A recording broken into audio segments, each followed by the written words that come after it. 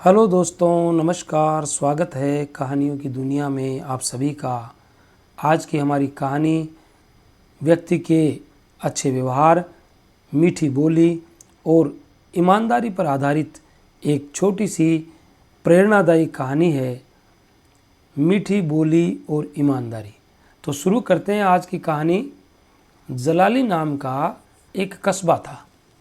इस कस्बे के मध्य में घनी आबादी थी। इस आबादी में हसन मियाँ और बन्ने मियाँ दो पड़ोसी भी रहते थे। हसन मियाँ बड़े ईमानदार, मिलनसार, विनम्र और मृदुभाषी थे। वे शहद बेचने का काम करते थे। शहद बेच बेचकर वे काफ़ी संपन्न हो गए थे। जिस गांव या नगर में शहद बेचने जाते, इनका शहद खूब बिकता। इनका पड़ोसी बन्ने इस बात से दुखी रहता कि पड़ोसी शहद बेच बेच कर संपन्न हो गया है। एक दिन बन्ने मियाँ के मन में आया कि क्यों न मैं भी शहद बेचना शुरू कर दूं और पड़ोसी की तरह मालदार हो जाऊं। बन्ने मियाँ ने एक दिन अपनी पत्नी से कहा, अरे सुनती हो, अपना पड़ोसी हसन शहद बेच बेच कर कितना मालदार हो गया है और हम वहीं के वहीं पड़े हैं। इतनी हाड़ तोड़ मेहनत करता हूँ, फिर भी फ़कीर के फ़कीर। क्यों न मैं भी शहद बेचने का धंधा कर लूँ। बन्ने मियाँ की बेगम बहुत समझदार और नेक दिल महिला थी।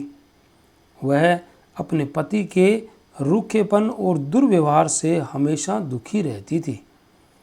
कभी समझाने का प्रयास भी करती तो बन्ने मियाँ बुरी तरह झिड़क देते थे। ये पहला मौका था कि बन्ने मियाँ ने अपने पड़ोसी से ईर्ष्या करते हुए पत्नी से ठीक तरह से बात की। शन्नू के अब्बा, एक बात कहूँ, यदि बुरा न मानो तो। हाँ हाँ कहो, क्या बात है।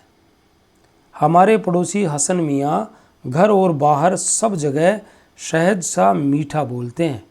कभी सुना है उनके परिवार में झगड़ा?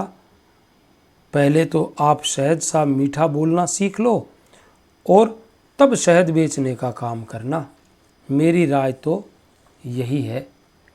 बन्ने मियाँ को पड़ोसी की तारीफ और शिक्षाप्रद सीख बहुत बुरी लगी और गुस्से से बोले, मुझे नहीं सुननी तुम्हारी बिना सिर पैर की बातें। तुनक कर बन्ने मियाँ शहद बेचने का इंतजाम करने लगे। पत्नी उनके व्यवहार से आज भी दुखी होकर अपने काम में लग गई। बन्ने मियाँ का कोई एक काम न था। वह कभी सब्जी बेचते, कभी फल बेचते। बन्ने मियाँ ने कुम्हार के यहाँ से मिट्टी का एक बड़ा सा बर्तन खरीदा और जंगल से शहद लाने वाले से शहद खरीद लिया। असली शहद में गुड़ की कुछ चाशनी मिलाकर पूरा बर्तन शहद से भर लिया। बेगम बन्ने मियाँ की हरकतों को चुपचाप देखती रही। अगर कुछ कहती तो झगड़ा हो जाता। बन्ने मियाँ ने शहद से भरा बर्तन अपने सिर पर रखा और चल दिए बिक्री करने। सुबह से शाम तक बन्ने मियाँ शहद लेकर घूमते रहे। कई लोगों ने शहद देखा और चखा भी, लेकिन बन्ने मियाँ की तीखी आवाज़, रूखे व्यवहार के कारण किसी ने भी शहद ना खरीदा। सूरज ढल गया था। बन्ने मियाँ बुरी तरह थक गए थे। भूख भी बड़े जोर की लगने लगी थी। वह वापस अपने घर की ओर चल दिए। उनके मन में निराशा और खीज भरी थी। कई दिन ऐसे ही गुजर गए। उनका शहद न बिका। घर में खाने के लाले पड़ने लगे। पत्नी से भी 4 दिन तक बात न की।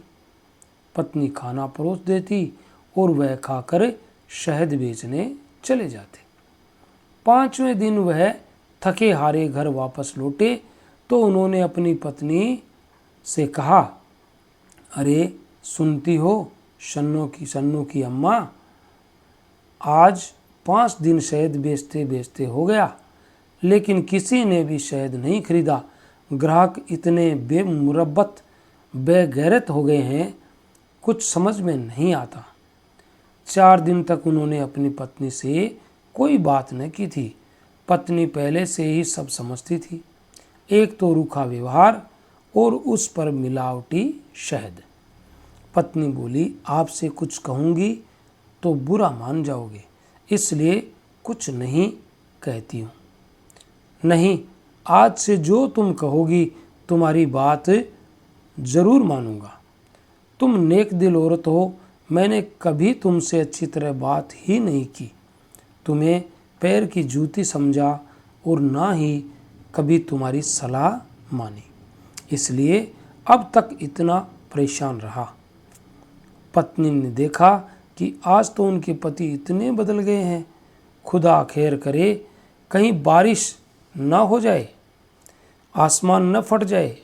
मैं आपसे पहले ही कह रही थी कि पहले तो आप पड़ोसी की तरह मीठा बोलना सीखो, नेक नीयत रहना सीखो।